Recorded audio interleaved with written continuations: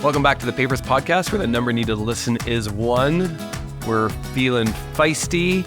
We're back from MedEd on the edge. The jet lag is real, people. So if we jet lag is real. If we misspeak, misstep, that's not on purpose. But we'll keep all the live hot takes in.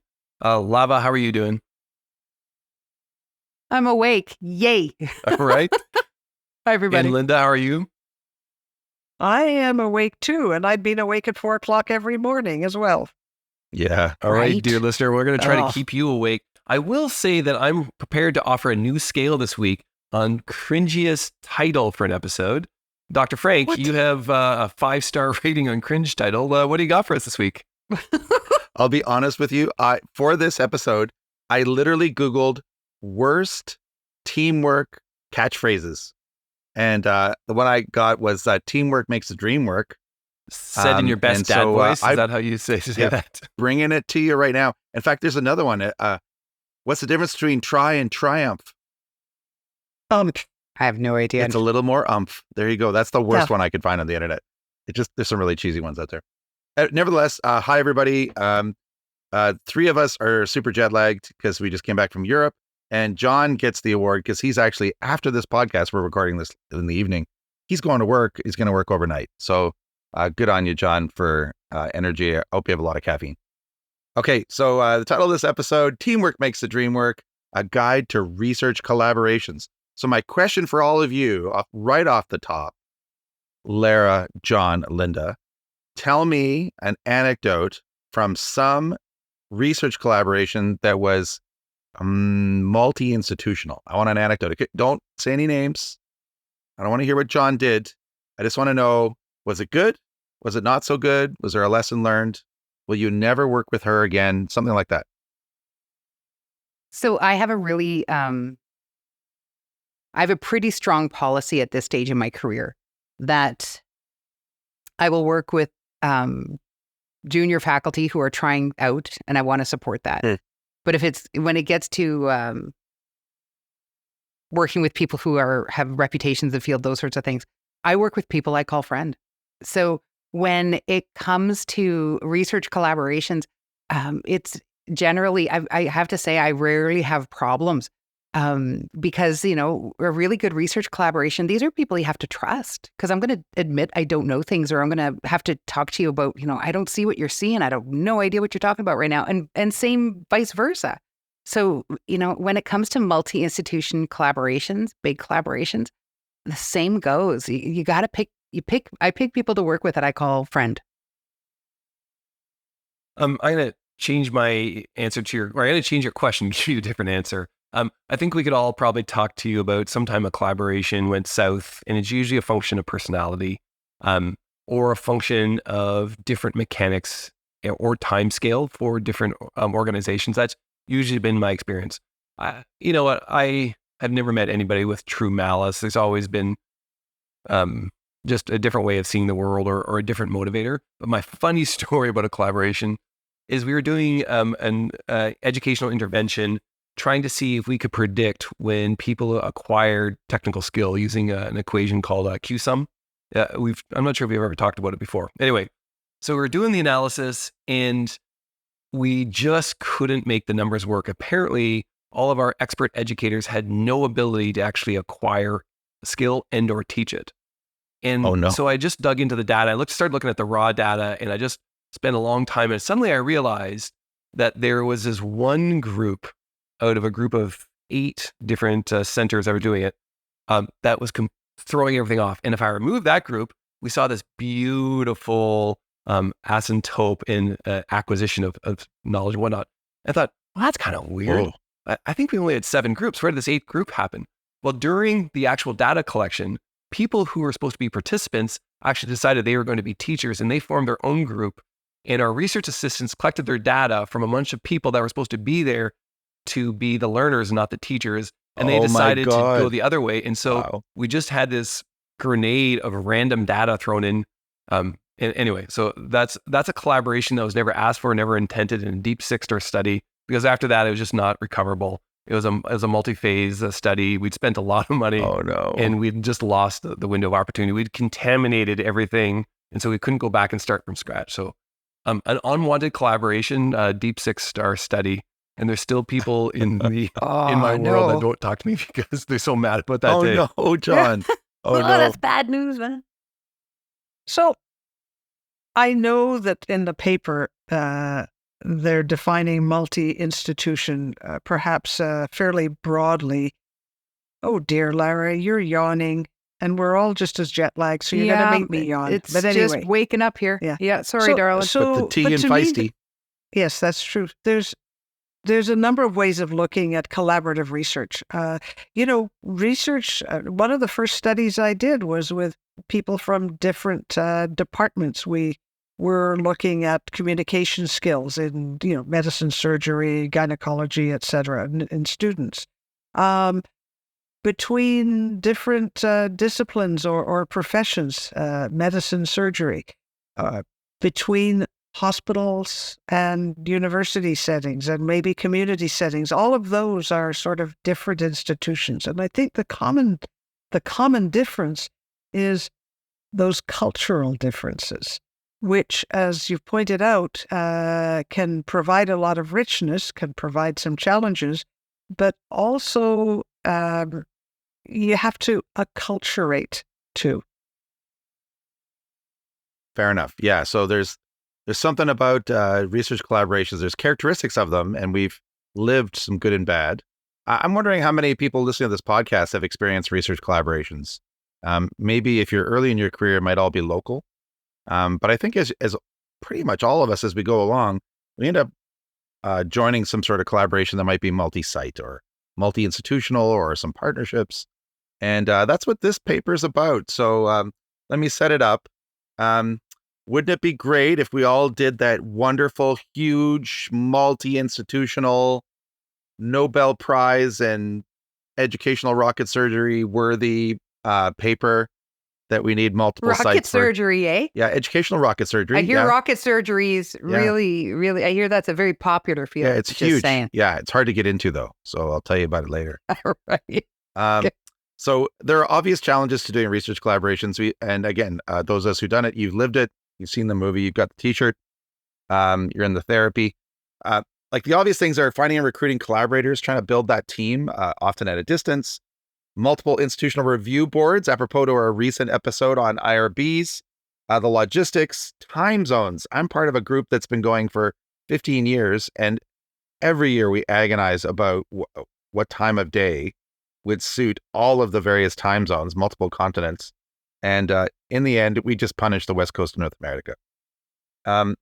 Funding, not to mention all the stuff that John mentioned, egos, diverse cultures. People come at research differently, and then there's sort of those quirks of personality and so on. So research collaborations can be thrilling intellectual adventures or a nightmare of dysfunctional cooperation. Wouldn't it be great if there was a paper that sort of laid out some of the characteristics of research collaborations and had lessons for us all to be successful? So enter these authors. The first author is Iman Spady. I hope I pronounced your name right, Iman. And this is a team from a center. I don't think we've ever done a paper from the center before. It's the American University of Beirut Medical Center. So it's a paper from Beirut. And the title of this paper is Health Research Collaborations by Academic Entities, a Systematic Review. We're going to debate whether or not you think it's a systematic review. And this is in Academic Medicine 2023. And so let me just tell you about what they set out to do. So the authors say they set out to, quote, review the literature on health research collaborations. So this is not about HPE collaborations particularly. And by academic entities, and to identify the main phases, components, and concepts of these research collaborations. I'm going to ask you in a second what you think of the clarity of that research question. The authors posed that the COVID epidemic was perhaps the world's greatest research collaboration, but at the same time, it also was an example of how worldwide we suffer from truly collaborating, because there were no less than 235 separate registered trials for hydroxychloroquine alone for COVID. So maybe the human race hasn't yet got research collaboration down. So what do you think of that research question? Can I just ask you that, Linda, John, Lara? Could be clearer. I'm rereading it several times. Review the literature on health research collaborations by academic entities. Well, they actually say what they're going to do, but I'm not sure it's really a question or a hypothesis. It's just, we're going to do this with some things to make it clear what they're going to do. John? I'm not sure, Linda, what your critique of the question was, but Me neither. I wasn't totally clear. Everybody's tired, so you got to put a factor on there. John? I think they struggle because they don't know how to define research collaboration. In fact, they give a couple different definitions, and then they settle on one that I don't necessarily agree with. They really want to talk about interdisciplinary, meaning you had to have more than one discipline come together, which may not always be the case. It would be unusual in health professions education research to say we're doing interdisciplinary research because all of us are in this field. But you could say, well, some of you are clinicians, some of you are PhDs, you come with a different disciplinary background to the field of education research. They're focusing more on clinical trials in health sciences rather than education science. Yeah. So I think what they're really trying to articulate is what are the elements reported in the literature of successful collaborations. But their definition is not the one I agree with, and because it's so hazy, it kind of takes you a while to get to the results section. Oh, here's what you're actually trying to show and report. Okay. Lara, do you agree?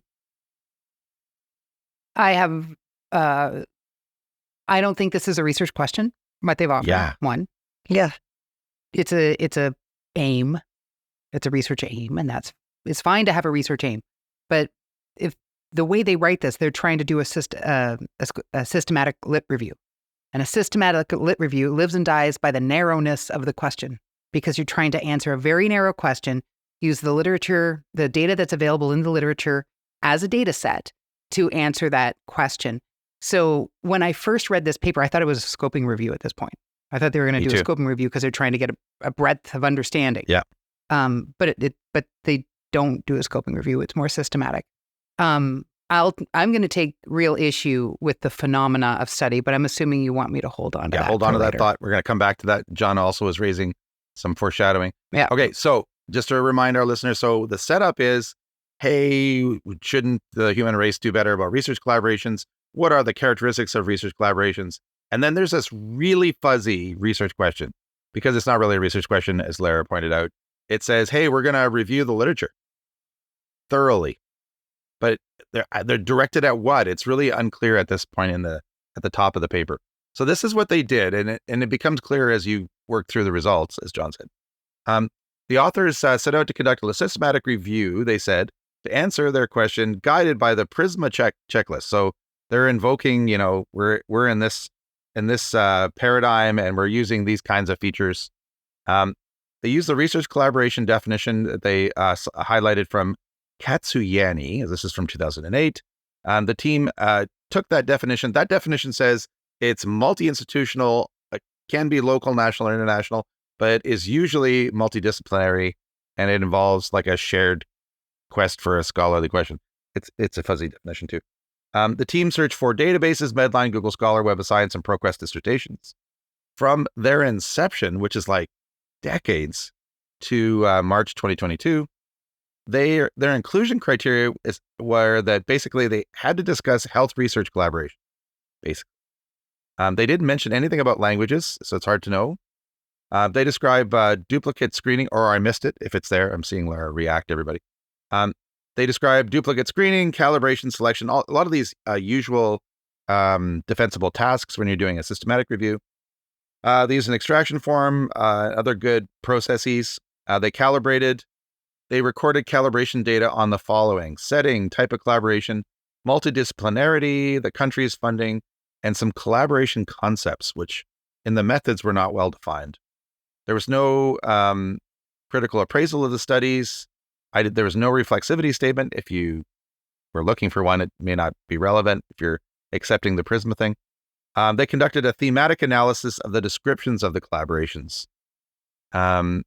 And so I'll pause there. Let's have at these methods, because I found them a little bit perplexing.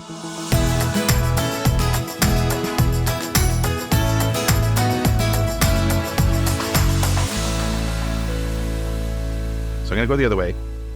Lara, John Lind. I want to commend the authors for the sheer volume of literature that they went through. Don't be all hedgy. The scope of this, the scope of a conclusion that they started off with was monstrous, right? Because they had over 18,000 articles that were captured at first. That's a beast. So I want to give a tip of the hat for the sheer volume of work they went through. But I have a couple of real fundamental problems, like bottom base level assumption questions. Because this study is treating research collaboration as a phenomenon within the biomedical research space. Biomedical. And the problem is that research collaborations in health professions education are really not like the biomedical research space. The phenomena we study are really culturally, contextually embedded in ways, and that those ways make a difference. So it's not like we're all trying to adhere to the same protocol like a biomedical research study would, so that we can have insight into a phenomenon that's stable, because the phenomenon isn't stable. Biomedical research, you can do that because the pharmaceutical intervention you're doing should work with all human beings. But when you're studying professional identity formation, you can't say that every human being is going to have the same reaction to this intervention. And so the way in which you conceptualize the work, the way you conceptualize rigor, the way you conceptualize what a good collaborator is really different, because we started off talking about needing to have somebody to have a good fight with, because I don't agree with what you're saying and those sorts of things. Whereas a good collaborator in biomedical context often is the person who just makes sure we follow every single letter of the law. So my challenge is that I don't think we can take lessons necessarily about high quality collaboration in research when the actual work of doing the research is so very different in health professions education as it is to what it is in biomedical. So in another way of thinking about this too, just another piece of what made me go, I'm not sure this is relevant, is that the 4 phases they constructed to look at the data. One of them is called monitoring, which involves measuring attainment of predefined indicators. What would that even look like in medical education? What would a predefined indicator? Would you be measuring how many students passed?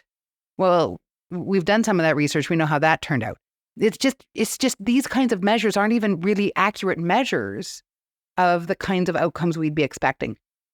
I'm not going to make any comments about the description about thematic analysis, because I feel like there are some really good resources out there. But what I really do have issue with is that I'm just not sure that the insights from this study are going to transfer to our context. Yeah. That you identify multiple issues. I agree. John, then Linda. Lara, I agree with what you said, but I think Jason set you up to answer that way in a way that was never the intent of the authors. They're not speaking to health professions education research. They're speaking to biomedical research in health sciences. And they're reading ACMED? That would be a place to publish this. That's not, academic medicine could potentially have this.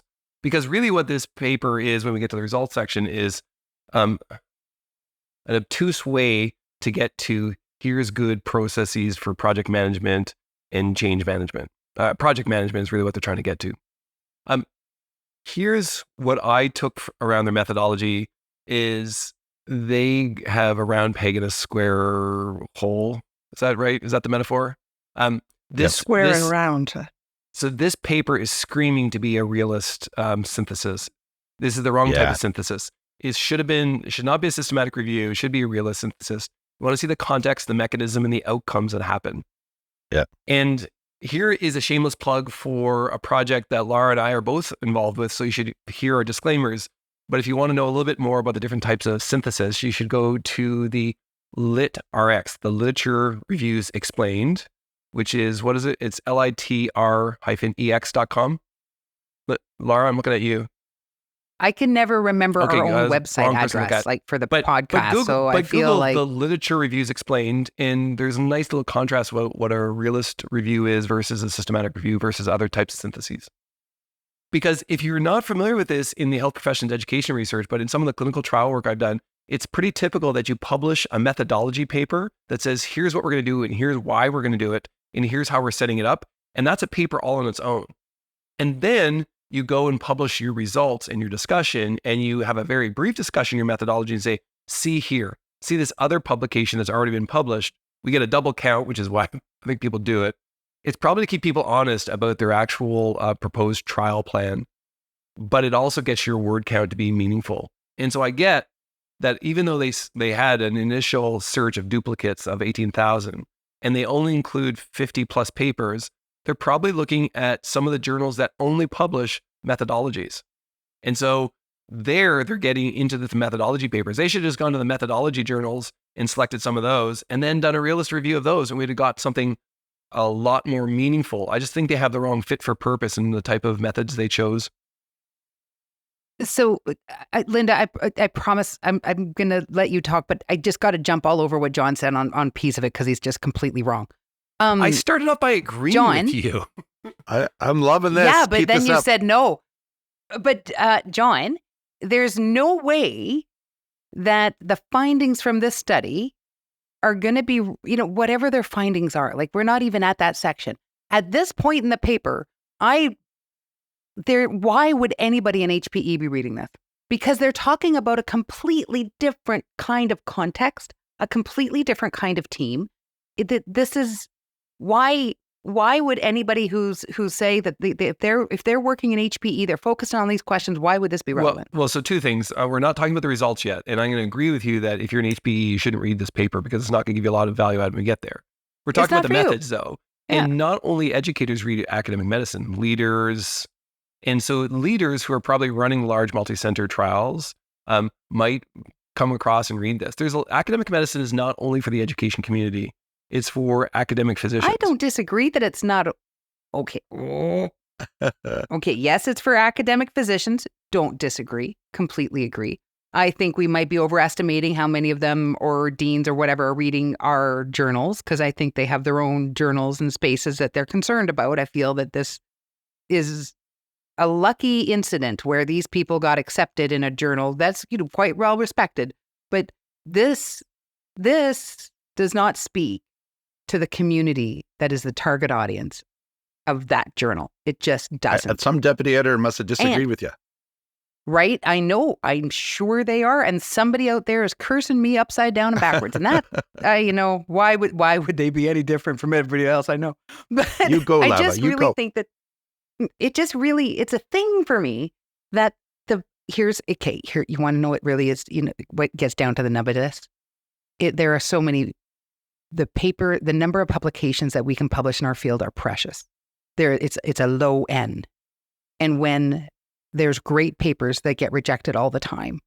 And so if we're publishing papers that aren't even really targeting our field in our journals, there's somebody else with a great paper out there who's not getting published. And that sticks in my craw. That doesn't fit. That doesn't work for me. It doesn't AAMC talk about academic medicine as the journal of the deans, and they want to know about research. Yes. Go ahead, Linda. Yeah. When I first read this paper, I wrote a little note to myself that said collaboration is less common in education than in clinical medicine. And maybe if we increase collaboration, we might make our research better. And then I started to listen to all the things you were saying and thinking, maybe it won't work. But then I started to think, well, maybe there are times when it would work. What if you're doing a web-based something or other? Doesn't matter what, that you could put out into multiple institutions. Yes, there might be different cultures in the institutions, but you're not doing identity formation. Or there are some things where collaboration might work. So I don't think you can make an absolute comment on that, Lara Varpio. You mean multi-institution collaboration? Because I think all of our papers are collaborative. Like you never see of course, I'm talking with multi-institution, which is what this group is talking about. I think we do quite a bit of that. Me too. Yep, I think so too. Yeah. I think we do a lot of that. I'm not sure we do a lot of multi-site trials, like with enrollment. Trials are different. Yeah, like because trials are biomedical, not education. That's not true. But that's not true, according to John and me. All right, guys, The I other just want to thing, point out It's her turn. the amazing It's choice her of my turn. paper has got everybody really riled. Just go ahead, Linda. You keep going. I'm trying, but it's hard. A couple of other things. One is they did not mention language here. And this topic, and in terms of whether they selected only English language papers or not, in this topic, I actually think it would have been important to mention language. Yeah. If you're talking multi-institution things. And the other thing that I thought was quite interesting was a sentence which said, we could not identify any relevant tool to critically appraise the design of the included studies, so we didn't do a critical appraisal. That sounded a little bit weird That was to me. awesome. I would love to use a phrase like that for all my studies. I didn't find a tool that would let me do this other really important thing, so we just didn't bother. That's awesome. That's a Prisma checkbox, and they just wanted to put that checkbox directly into the manuscript. That's good. Yeah. All right, let's go back to this. So to summarize all that discussion, I share some of the concerns that have been expressed. I had trouble following the paradigm, the logic, the choice of method, even what really was fundamentally the research question. And what I assume is that they were trying to get at some characteristics of success. And I actually agree with John. I think a realist synthesis would have been more apropos to that question. I just really had trouble following along. And I agree with the criticism of the definition. And yet you make us waste our evening debating this paper. As per usual, I don't like my paper. No, but it's a trend, right? Have you noticed he picks papers and afterwards he has buyer's remorse? No. I pick papers I hate all the time. I do it on purpose because it leads to insights. You guys just need to be a little bit more open-minded to the insights that might expand your brain. Okay, let me move on to the results. Okay, you ready? So they found 7,846 papers. They were identified initially, and they ultimately landed on 59. That's all the work. 55 were case studies of a single project, not like a project each. 45 met their definition of multidisciplinary. Most were from the US and Europe. And then they sort of the magic happens, and then they identified 4 phases of collaboration. You didn't see me moving my hands. The magic happened. They identified 4 phases of collaboration after reviewing the papers: initiation, conduct, monitoring, and evaluation. I like John's framing. It's kind of like good project management if you look at project management professionals. And then they provide this nice table or several tables that say, in initiation, here's your tasks. And in conduct, here's your tasks. And these are supposed to be associated with doing a good collaboration.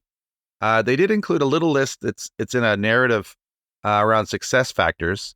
They included clearly assigned roles and tasks, like expectations, adequate timeline, necessary infrastructure. Some of these are kind of apple pie statements, like the more money you have, the more successful you are, the more taller you are, and good looking.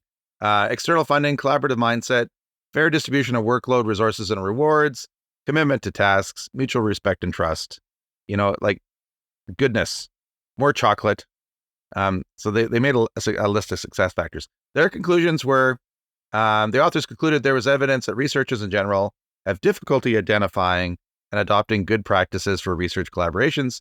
Therefore, their review provides a framework of characteristics and success factors.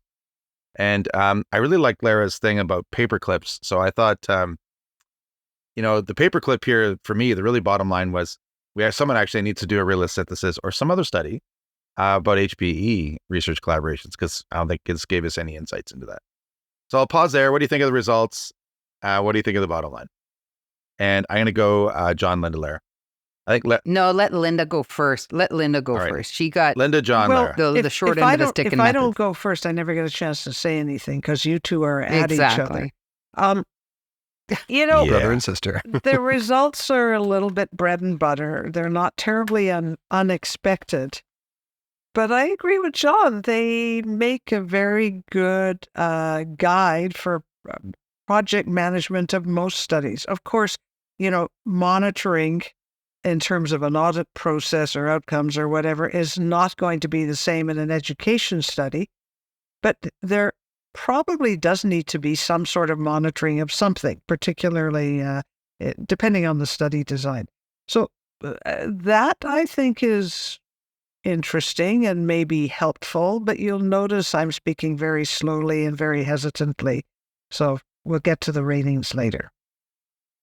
I think they provide an excellent taxonomy of all the elements necessary in project management. I wish that they had used less of their word count to provide kind of very superficial, descriptive statistics about this many percentage of this and that and this and that, which is really not helpful. Particularly when the percentages of out of 50, when you started with a denominator of 8,000.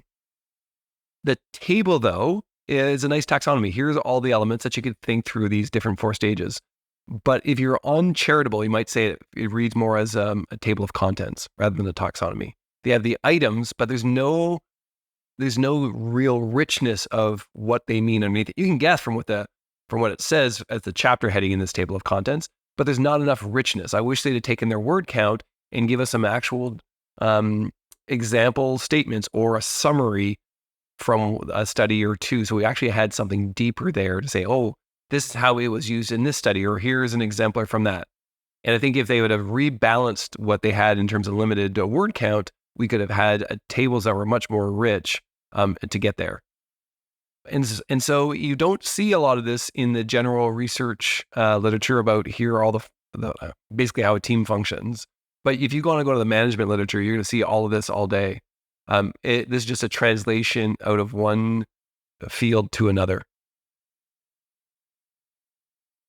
But it's not even to our field. It's a translation from the business literature to the biomedical research space. And at the end of the day, I just can't get over the fact that while I feel they did a laudable job of the work, I just don't see how this is an HPE or med-ed journal. Like, did you read, maybe I read it incorrectly, but they wrote that they excluded collaboration for the purposes of capacity building. Yes, amongst other things. So that would exclude studies that were for the purposes of gaining skill. So, educational studies were excluded. Yes. Probably because we play in the sandbox and better than then all the clinical trialists would be my guess. Yeah. Lara, you said, but it's, they took something from the business literature and brought it in or something to that effect. But we do that all the time in education. Yeah, but they didn't bring it to us. They brought it to biomedical. Yeah, that's fair. Yeah. If they talk to health professions, education collaborations, I'd be fine with this. Okay, but we not they even excluded our research. Okay, I would say, though, that you're being closed-minded. And I think, we could learn from some, Jason likes that. We can learn from other fields. And if we were to make a guide for collaborative research in education of any sort, whatever we have, or we might have slightly different table of contents, as John would say, but a lot of that stuff would be there. It's basically good hygiene for running a study. But let me put one last thing, and then Jason, you can time out. Okay. I appreciate that I will reflect on whether or not I'm being closed-minded. I will reflect on that. The one thing I will then suggest, though. John, stop. But, again, when you're going... So one of the things they talk about is that if you're working with somebody from a lower income space, you should share your technicians. Like, who's got technicians? Yeah, but we have research assistants. This is where we don't call them that. but they're the land of milk and honey. We're the arts and crafts corner, and we're fighting over yarn. Yes. Like, I'm just feeling like, while I appreciate what they're saying, I really don't feel like, I wish they would have spoken to our field. I hear you. I got to admit, when I picked this up, I was hoping that there would be something about HPE. And as I read, there was nothing. But I do think this paper gives us some important talking points around paradigmatic alignment, choice of methodology, clarity in the research question, and then, is this framework relevant at all? I think that's worth, and so this should stimulate somebody listening to this podcast to go and do the right research. Help us understand HPE collaboration.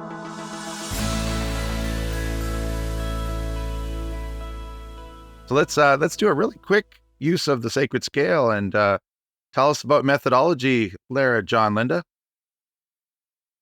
In terms of methodology, she's shaking her head. I'm going to give it a 2. Okay, a 2. That's generous of you. Okay, good. John? They really tried to do a systematic review, and as a systematic review, they did a great job, but they did the wrong type of synthesis. Yeah. They need to do a different type of synthesis, so they're going to get a 2 from me. Okay. Linda? Yeah. I'll give him a 2 also. I didn't think there was much alignment there, and I had trouble figuring out what the research question is. So Same. if you don't have a research question, then it's hard to figure out the method section. Okay. 2s across the board. I'm going to give it a 2 as well. And just for the listeners and possibly for the entire production team, it's okay to choose a paper we didn't like. It's okay. You don't have to just all choose 5s.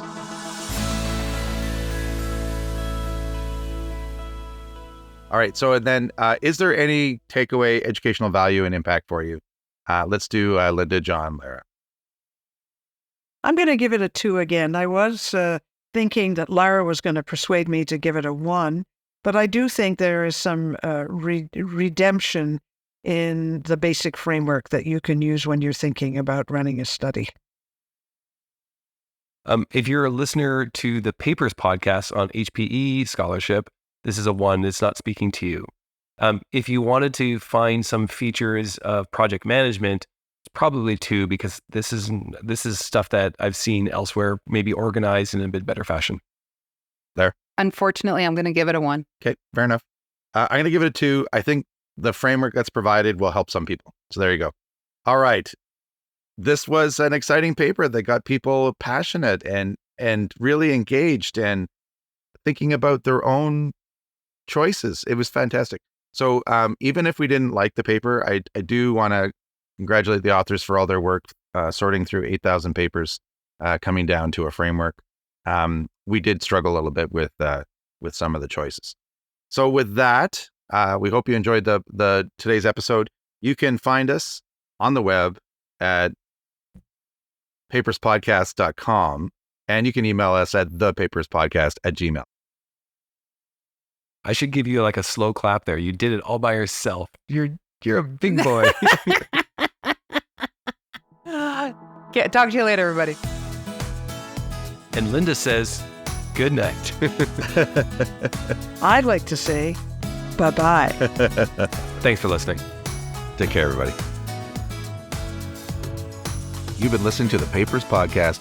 We hope we made you just slightly smarter. The podcast is a production of the Unit for Teaching and Learning at the Karolinska Institutet. The executive producer today was my friend Teresa Sörö. The technical producer today was Samuel Lundberg. You can learn more about the Papers Podcast and contact us at www.thepaperspodcast.com. Thank you for listening, everybody, and thank you for all you do. Take care.